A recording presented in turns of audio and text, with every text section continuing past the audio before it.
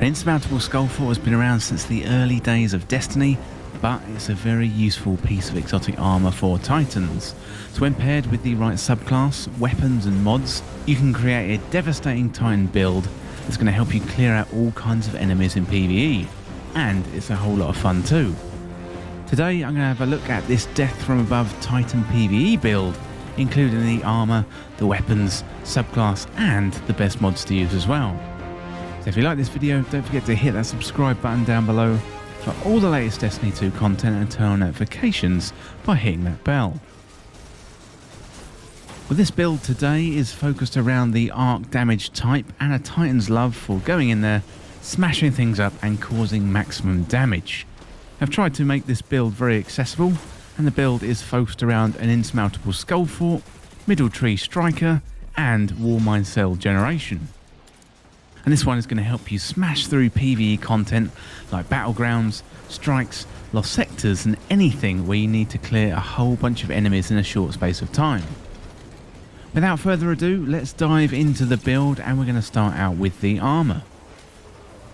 So for this build I'm going to be using an Insurmountable Skullfort, and this is an exotic Titan helmet, and the perks on this one include Transfusion Matrix, so kills with arc melee abilities trigger health regeneration and crucially restore melee energy.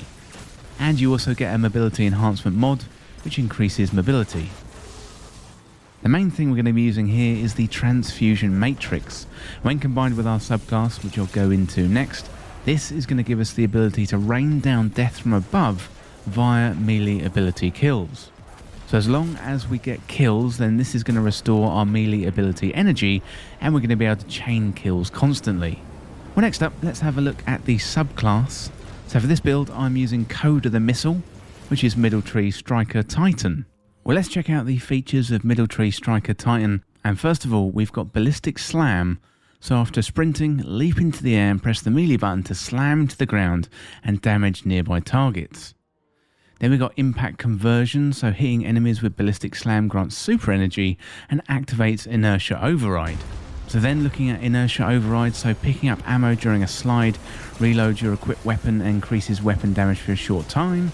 And finally we've got Thunder Crash, so hurl through the air like a missile and crash into enemies to inflict meteoric damage. The main benefit we're going to be using here on the subclass is Ballistic Slam. And this pairs very well with the exotic armour and Insurmountable Skullfort, and this is going to help us chain together kills really easily. And it also grants us super energy too via Impact Conversion. So as we're running around and getting kills by slamming into our enemies from above, this is going to boost our super energy generation, allowing us to get Thunder Crash charged as fast as possible. Well, next up, let's have a look at the weapons, and the components for this build up until now have been focused on close range encounters. And the weapons are going to give us some range, as well as Warmind cell abilities to give us a boost in damage to help us take out as many enemies as possible. I'm going to be using a combination of mods with the weapons to give an extra damage boost. So first of all, I'm using the Seraph Revolver in the kinetic slot, and then the Icolos SMG in the energy slot for the primary reason to create Warmind cells. And these weapons are both effective and freely available in the world loot pool at the moment, plus they're no longer getting sunset.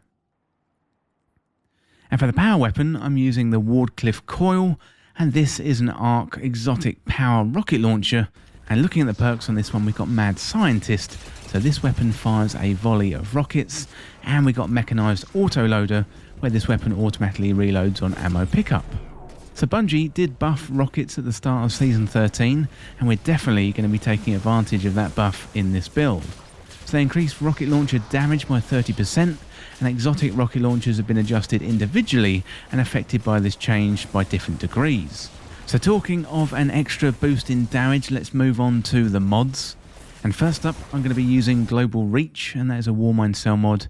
And Warmind cells you create affect and damage targets at a greater distance. I'm going to be using Taking Charge, so become charged with light by picking up an orb, and also Argent Ordnance, so while charged with light, readying or firing a rocket launcher grants increased damage and reload speed, and damaging a combatant with a rocket consumes 1 stack of charged with light.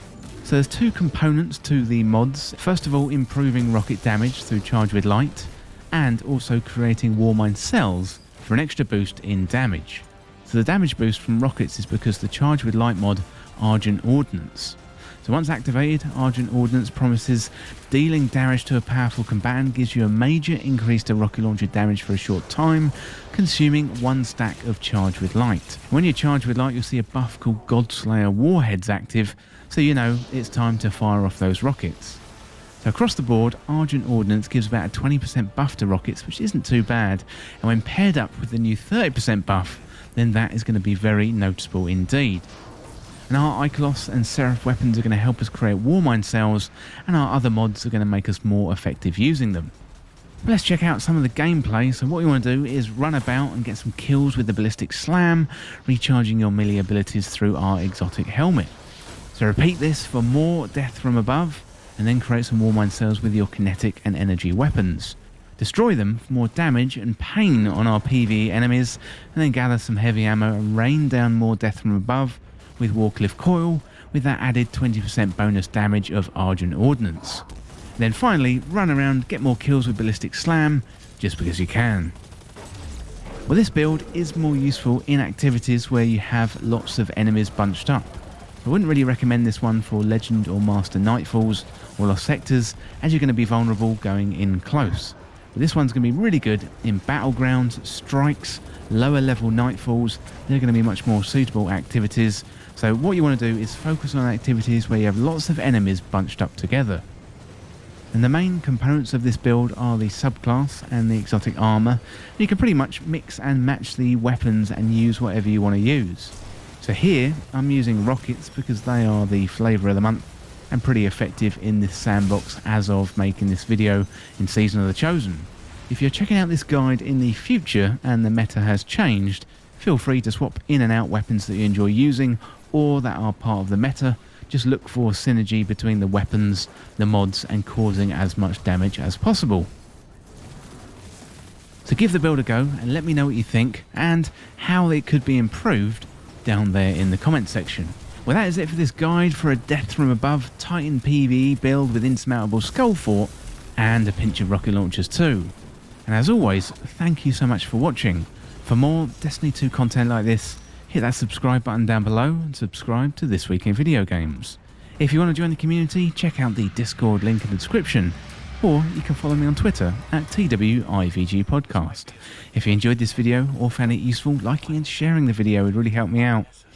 Otherwise, check out the other videos on the channel. Thanks again, I'll see you in the next video.